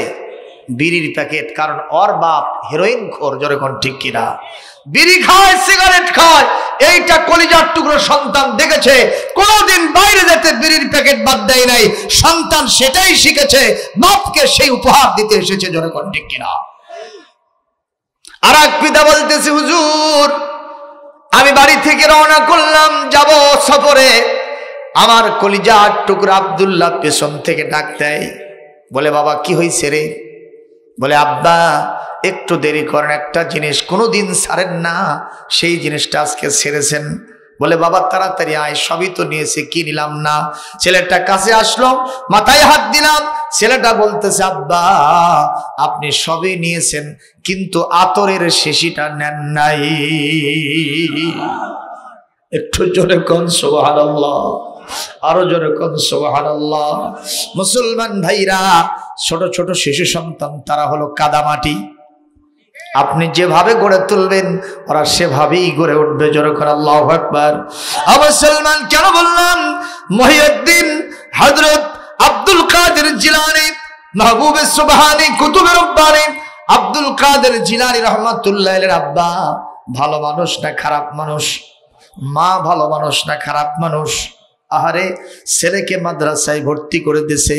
ওস্তাদজি বলছে বাবা শুরু করো পড়া, মায়ের সামনেই পড়ো। এবার শুরু করছে আলিফ বা তা সা। কয়টা অক্ষর? ওস্তাদ বলে দিয়েছে 4টা অক্ষরের কথা। ওর 29টা অক্ষর মুখস্থ করা সারা। বলছে বাবা আরো কি জানো তুমি? সূরা ফাতিহা পড়া শুরু করেছে, শেষ করে ফেলছে। আবার বলছে বাবা আরো কি পারো কিনা বলো। এইবার তিনি সূরা আল বাকারার আলিফ লাম মিম পড়া শুরু করেছেন। এবার ওস্তাদজি শুনতেছেন, চোখের পানি দরদর করে ছেড়ে দেয়। ছোট্ট বাচ্চা পড়তে পড়তে পড়তে পড়তে 18 পারা কদ আফলাহাল মুমিনুন, 18 পারা সূরা আল মুমিনুন 18 পারা শুরু করেছে, 18 পারা শেষ করে দিয়েছে, স্টপেজ দিয়েছে, আর আগাতে পারে না। ওস্তাদ যে জিজ্ঞাসা করলো বাবাজি পড়তে আসলে তুমি আলিফ বা তা সা, তুমি তো 18 পারা মুখস্থ করেছো, তুমি কি আর একটু সামনে যেতে পারো না? বড় মজার লাগতেছে, মধুর লাগতেছে, স্টপেজ কেন দিলে? বলে আর পারি না। বলে কেন? মা আমাকে কোলের ভিতরে নিয়ে প্রত্যেক দিন 18 পারা মুখস্থ করতেন, তেলাওয়াত করতেন। আমি মার পড়াগুলো শুনে শুনে 18 পারা মুখস্থ করে ফেলেছি। একটু জোরে বলবেন নাকি আল্লাহু আকবার? ও মুসলমান, এরকম মা হওয়ার দরকার আছে না নাই? কিন্তু আমাদের মায়েরা কেমন জানেন? আমের সিজনে ওর ছেলে 5টা আম পারে আনছে। কয়টা? বলতেছে বাবা করতে পারলো। মাতব্বরের গাছের একটা ডাল রাস্তার মধ্যে ঝুলে আছিল, রাস্তা পরিষ্কার করছি, মাথার সাথে বাজে 5টা আম পারে আনছি। কয় বাবা আরো 5টা নিয়ে আয় রে, আচার করে তোর দুলা ভাইয়ের বাইত পাঠাবো নি। এরকম মা আছে না নাই? জোরে কোন?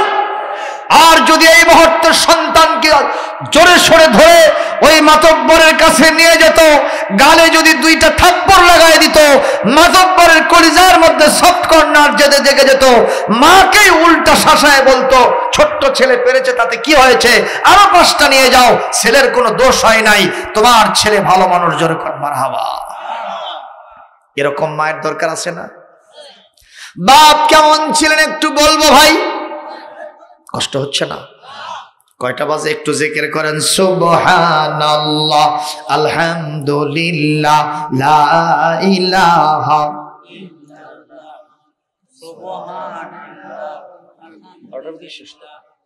লা ইলাহা ইল্লাল্লাহ। কষ্ট হচ্ছে? কষ্ট হচ্ছে? চলবে ওয়াজ? কতক্ষণ শুনবেন? আর কিছুক্ষণ চালাবো? একটু হাত তুলে ইশারা করেন, এরকম টাটা দেন, তাহলে বুঝবো যে আপনারা ওয়াজ শুনবেন। একটু জোরে সোরে টাটা মারেন। লিল্লাহি তাকবীর, লিল্লাহি তাকবীর, লিল্লাহি তাকবীর। আজকের মাহফিল সফল হোক, সফল হোক। নারায়ে তাকবীর। আলহামদুলিল্লাহ বলেন। ওদিকে হিমসনগরে গিয়া সাইদ ইবনে আমরের বিরুদ্ধে কয়টা অভিযোগ শুনবেন না? হ্যাঁ, উনি বললেন চলো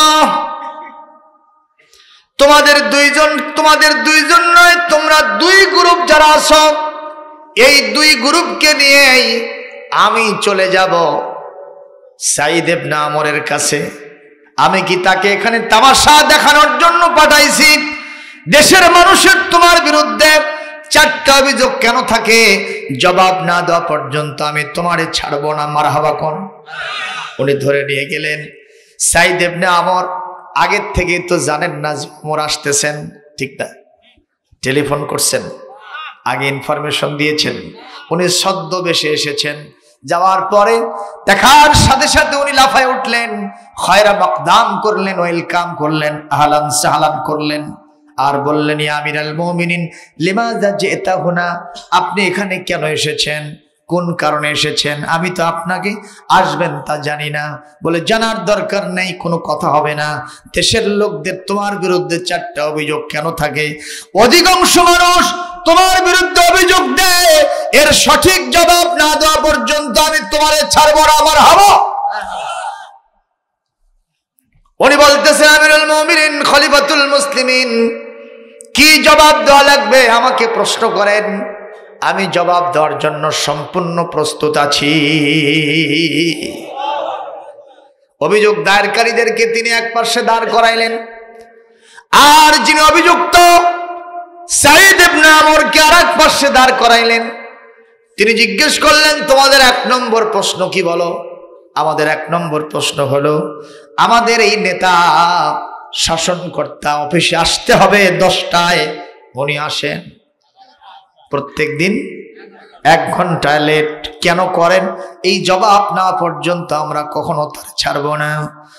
এই সাঈদ তাড়াতাড়ি জবাব দাও, কোনো মুখরোচক কথা শুনবো না, তেল দেওয়া কোনো কথা আমি শুনবো না, তাড়াতাড়ি বলো। সাঈদ ইবনে আমর বলছেন আমার বিরুদ্ধে এই যে অভিযোগ তারা দায়ের করেছে তার একটা জবাব দেওয়ার জন্য আমার একটু সময় চেয়ে নিতে হবে। বলে সময় দিয়ে দিলাম। উনি বলছেন আমার অন্য কোনো কারণ নাই, একটাই কারণ, আমি যখন হেমস নগরীতে এসেছি আমি সরকারি কোনো অনুদান নেই না, কোনো মাসিক স্যালারি ভাতা অনারিয়াম নেই না, রাতেব নেই না, আমি আমার পরিবারকে নিজের কামাই করা পয়সা দিয়ে চালাই, আমি সরকারি কোনো বেতন গ্রহণ করি না। মারহাবা কোন আমার আমিরুল মুমিনিন খলিফাতুল মুসলিমিন, আমি যখন হিমস নগরীতে এসেছি আপনার পক্ষ থেকে, আসার পর থেকে আমার স্ত্রী অসুস্থ মানুষ, আর আমার সন্তানগুলি একপাল, তাদের দেখভালের কোনো লোক নেই, আমার কোনো চাকর চাকরানি খাদেমা নাই। আমি প্রত্যেকদিন সকালবেলা উঠি, ওঠার পরে ফজরের সালাত বা জামাত আদায় করি, জামাত থেকে আসার পরে কোরআন তেলাওয়াত করি, এরপরে আমি আস্তে করে আমি আমার পরিবারের খেদমতে লেগে যাই, আমার স্ত্রীর পরিপাটি করি, সন্তানদেরকে সুন্দর করে তাদের পাক সাফ করে দেই, জামা কাপড় পরায়া পাঠশালায় পৌঁছায় দিয়া নিজের রান্না নিজে করি। এগুলো করতে গিয়ে 1 দিন নয়, 2 দিন নয়, প্রত্যেক মাসেই আমার প্রত্যেক দিন 10টায় যেতে হবে, আমার 1 ঘন্টা লেট হয়ে আমি 11টায় যাই। আমিরুল মুমিনিন খলিফাতুল মুসলিমিন, এইটা ছাড়া আমার আর অন্য কোনো কারণ নাই। যদি গ্রহণযোগ্য হয় আমাকে আপনি ছাড় দিবেন, মাফ করে দিবেন, আর যদি গ্রহণযোগ্য না হয় যে শাস্তি দিবেন আমি মাথা পেতে নিতে রাজি আছি। আপনারা বলেন কারণটা কি গ্রহণযোগ্য না? জোরে কোন। আমাদের দেশে যারা পাওয়ারে থাকে তাদের কি চাকরানি নাই? জোরে বলেন। চাকর চাকরানি তাদের তো দূরের কথা, প্রত্যেক বাড়িতেই আছে। আর তাদের ব্যাপারে আমরা যে অমানবিক আচরণ করি, মাঝে মধ্যেই পেপার পত্রিকায় দেখা যায় কাজের ছেলেকে কি করা হয়েছে, নির্যাতন করা হয়েছে, তাকে মেরে পুরো শরীরটা থেতলে দেওয়া হয়েছে, গরম শিখ সেটা দিয়ে তার শরীরে আঘাত দেওয়া হয়েছে। এরকম ঘটনা দেখা যায় কি যায় না? জোরে বলেন। আমার বিশ্বনবী, বিশ্বনেতা, যার চাইতে বিশ্বনেতার কেউ হতে পারে না, ঠিক কিনা? সেই নবীজি ইন্তেকালের সময় এবং বিদায় হজ্জে তিনি বলেছেন, আহারে আসসালাত আসসালাত ওয়া মালাকাত আইমানুকুম, আমার উম্মতেরা আমি মারা যাচ্ছি, ইন্তেকাল করতেছি, আমার ইন্তেকালের পরে 2টা জিনিস তোমরা রক্ষণাবেক্ষণ করবে। 1 নম্বর 5 ওয়াক্ত নামাজ পড়বে, আর 2 নম্বর তোমাদের অধীনস্থ চাকর ও চাকরানীকে তোমরা ভালোভাবে অধিকার আদায় করবে, দেখে রাখবে। তুমি যা খাইবা তাকেও তাই খাওয়াবা। তুমি যেরকম মানের বিছানায় শয়ন করবা ওই রকম বিছানায় তারে শয়ন করাবা। যেরকম মানের দামের কাপড় তুমি পরবা চাকর ও চাকরানীকে ওই রকম মানের দামের কাপড় পরাবা। বলেছেন বিশ্ব নবী, জোরে কোন সাল্লাল্লাহু আলাইহি ওয়াসাল্লাম, আরো জোরে কোন আল্লাহু আকবার। ভাইরা, আজকে শুধু সুন্নত পাইছি দাওয়াত খাওয়া, ঠিক কি না? এই আমাদের দেশের সুন্নত খালি কি?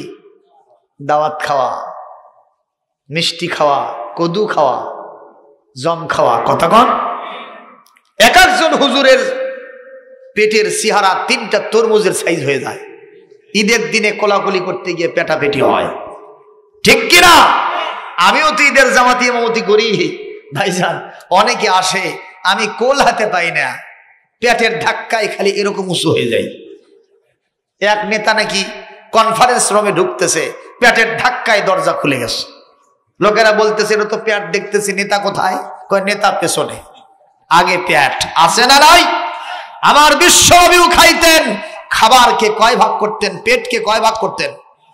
1 ভাগ খাবার দিয়ে পূরণ করতেন, আর 1 ভাগ পানি দিয়ে পূরণ করতেন, আর 1 ভাগ শূন্য রাখতেন, যাতে গরিবের ক্ষুধার জ্বালা বোঝা যায়। যেরকম ঠিক না ঠিক? এই ছিল আমার বিশ্বনবী। ভাইরা, কষ্ট পাচ্ছেন আমার কথায়? কবি আফসোস করে বলছে, সুন্নত নয় শুধু দাওয়াতের মেহমান, সুন্নত নয় শুধু খাওয়া শেষে মধু পান, আরো কিছু সুন্নত আছে তুমি জানো কি? জানলেও জীবনে কখনো তা মানো কি? সুন্নত নয় শুধু মেষ চরাতে যাওয়া, আরো সুন্নত হলো পাথরের আঘাত খাওয়া। সুন্নত নয় শুধু দাওয়াত খেতে যাওয়া, সুন্নত নয় শুধু আতর সুরমা মাখা, আরো সুন্নত হলো রাষ্ট্রনায়ক হওয়া। মোহাব্বতে তার খালিদ ওমর আলী, মোহাব্বতে তার খালিদ ওমর আলী, আবু বকরের মতো পাশে থাকো কি? সুন্নত নয় শুধু দাওয়াতের মেহমান, সুন্নত নয় শুধু খাওয়া শেষে মধু পান, আরো কিছু সুন্নত আছে তুমি জানো কি? জানলেও জীবনে কখনো তা মানো কি? একটু মারহাবা দিবেন না? আরো জোরে দেন, আরো একটু জোরে হোক। টাকা চাইনি, পয়সা চাইনি, মারহাবা চাইছি। যদি না দেন বুঝবো আমার চাইতে মমতাজ পাগলির কনসার্ট আপনি ভালোবাসেন। হ্যাঁ, কে বললো যে মনে না? একটু মারহাবা দিব বাবা। একজন ব্যক্তি চুপ থাকবে না, সবাই জোরে সোরে সমস্ত শক্তি প্রয়োগ করে বলবেন মারহাবা, আর জোরে মারহাবা। বলবেন যে হুজুর মারহাবা যে বললেন এটা কোরআনে আছে, কোরআনে কারীমের কয়েকটা সূরাতে মারহাবা শব্দ উল্লেখ আছে। আর জোরে কোন মারহাবা। ঈদ মোবারক আমরা লিখি না? আমাদের ছেলেরা ঈদ মোবারক লেখে রাস্তায়। ঈদ শব্দটাও কোরআনের, মোবারক শব্দটাও কোরআনের।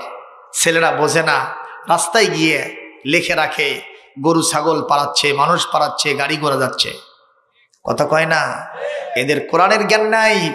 এই জন্য বলবো ইসলামী শিক্ষাকে সংকোচন করা নয়, ইসলামী শিক্ষা সমস্ত শিক্ষা প্রতিষ্ঠানে বাধ্যতামূলক করতে হবে। জনগণ ঠিক কিনা? আছেন দুহাত তুলে আল্লাহকে দেখায় দেয়। ইসলামী শিক্ষা বাস্তবায়ন করতে হবে। আজকের এই প্রোগ্রাম থেকে আমি সরকারি ওই সমস্ত সংসদে যারা আছেন তাদের কাছে দাবি জানালাম, আল্লাহ তৌফিক দান করুন। জনগণ আমিন।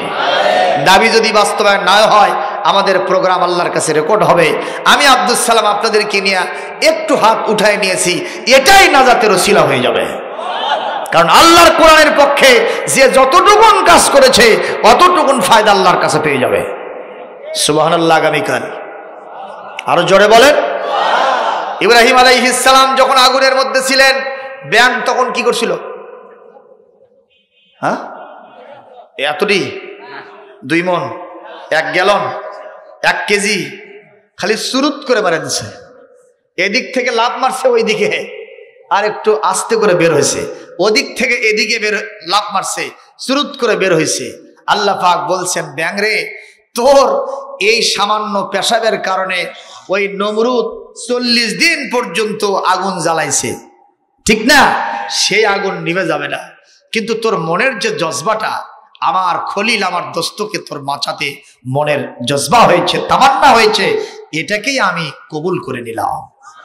কিয়ামত পর্যন্ত কোন সাপ যদি তোরে অ্যাটাক করে, একটু ক্যা ক্যা সাউন্ড দেশ, কোন ইমানদার ওই সাপকে না তাড়ায় দিয়ে বাড়িতে যাবে না। আপনাদের এলাকায় বোধহয় এটা করেন না। মন চায় না যে ব্যাংকটা মাসাই, পায়ের তলে যদি ব্যাংক পরে কি কলিজা কষ্ট লাগে না? আল্লাহ বললেন, ব্যাংক রে, এই যে সামান্য জজবা তুমি দেখাইছো, এই কারণে তোমার মর্যাদা দিলাম, তোমাকে আমি জান্নাতি ফায়দা দিয়ে দিলাম।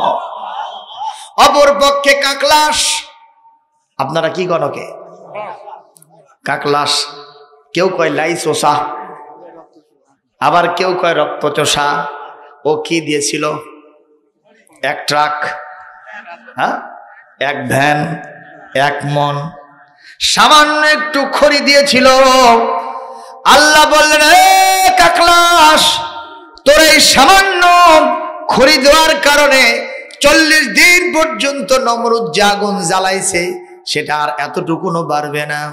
কিন্তু তোর মনের জজবা হলো, ইচ্ছা হলো, তামান্না হলো, ইব্রাহিম পুরে সারখার হয়ে যাক, পুরে সারখার হয়ে যাক, ছাই হয়ে যাক। তোর এই মনের জজবাটা কবুল করে নিলাম। কিয়ামত পর্যন্ত আমার ইমানদার বান্দাদের কলিজার মধ্যে তোর প্রতি ঘৃণা জাগায় দিলাম। যেখানেই তোরে দেখবে না মেরে ভাত খাবে না। কথা জোরে কয় না বাবা? এ জোরে বলেন ঠিক কিনা? কোরআনে কারিমে আল্লাহ পাক বলেন, মা বিল হাসানাতি ফালাহু আশরু আমসালিহা ওয়া মান বিস সাইয়্যাতি ফালা ইউজা ইল্লা মিসলাহা ওয়া হুম লা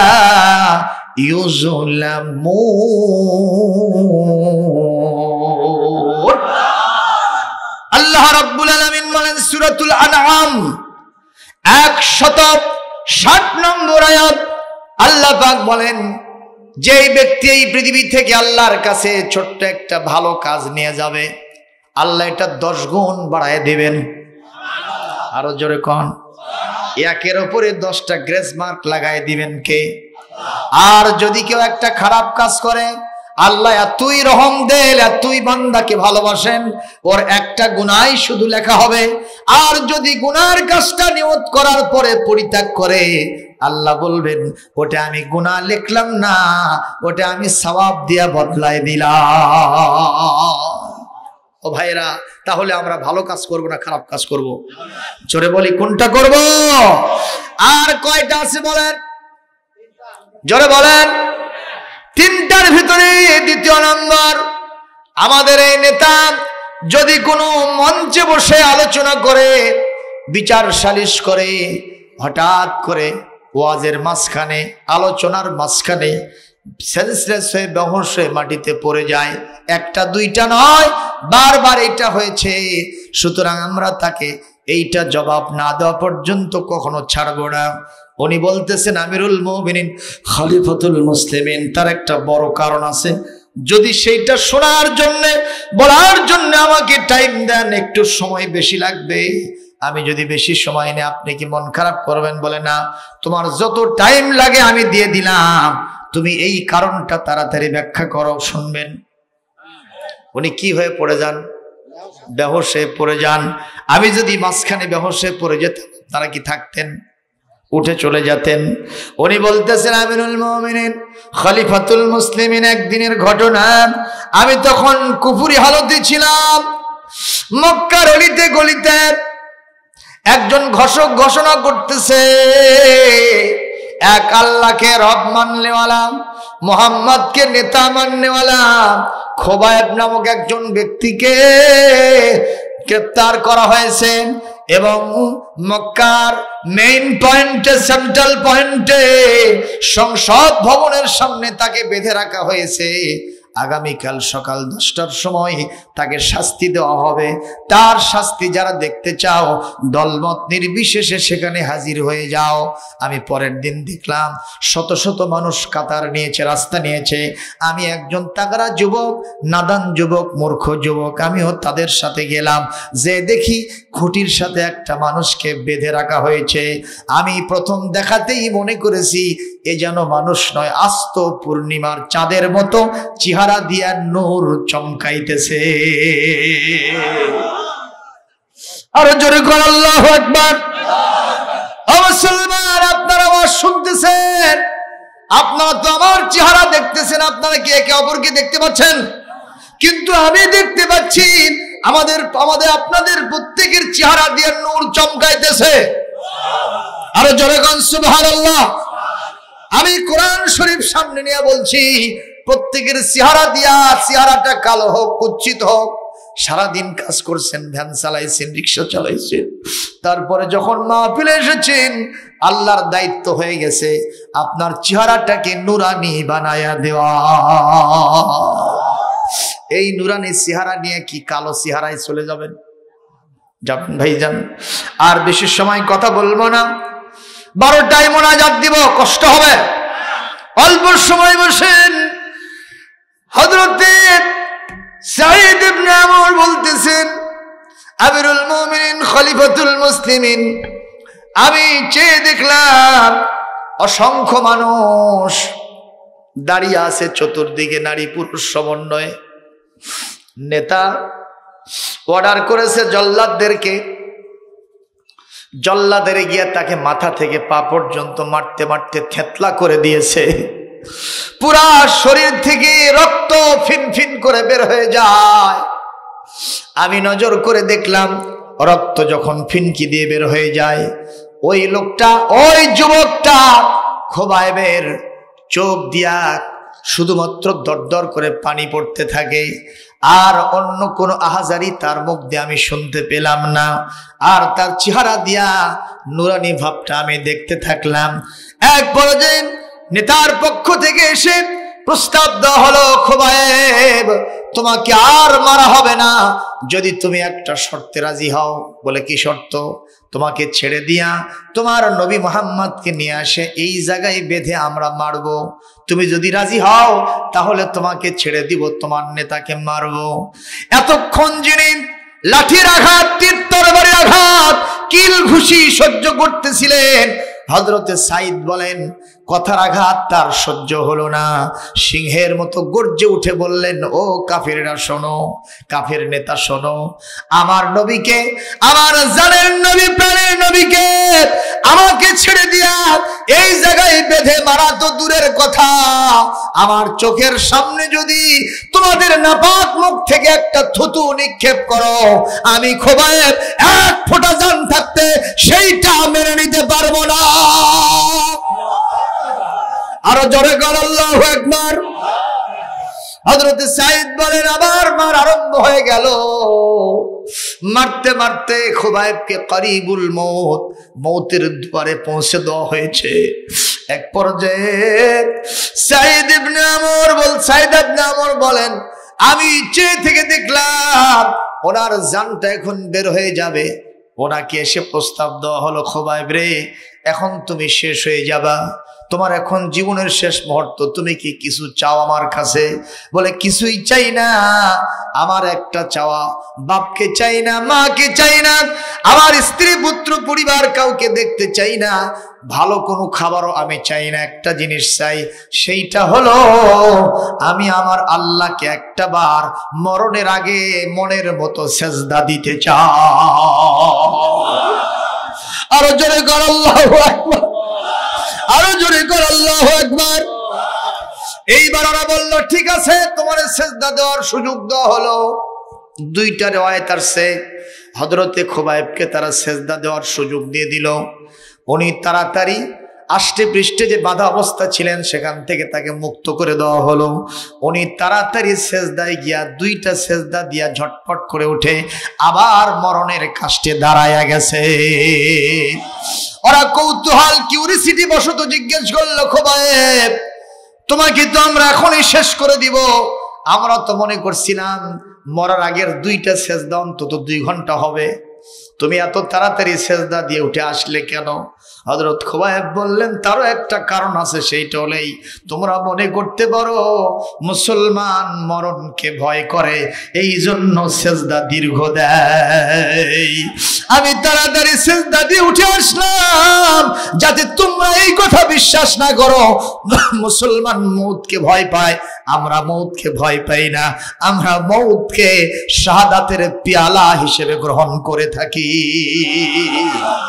আরেকটা রিওয়ায়াতে এসেছে তারা খুবাইব সব দিতে চাইল, কিন্তু এক আল্লাহর কাছে মাথা নত করবে সেজদা দিতে চাইল না। তারা বলল না, তোমাকে সেজদা দিতে দেব না। হযরত খুবাইব তখন অনন্য অবস্থায় বললেন, আল্লাহ ওরা তো আমাকে সেজদা দিতে দেবে না, আমি কিবলার দিকে বাঁধা অবস্থায় আমি একটু মাথাটা নত করে দিলাম, আমার মাথা নত করাটাকে আমার জীবনের শেষ সেজদা হিসেবে ধরে দিও। হযরত খুবাইব যখন মাথাটা কিবলার দিকে দিয়েছেন, ওরা ওনার মাথাটাকে অন্য দিকে ঘুরায় দিয়েছে, কিবলার দিকে সেজদা দিতে দেব না।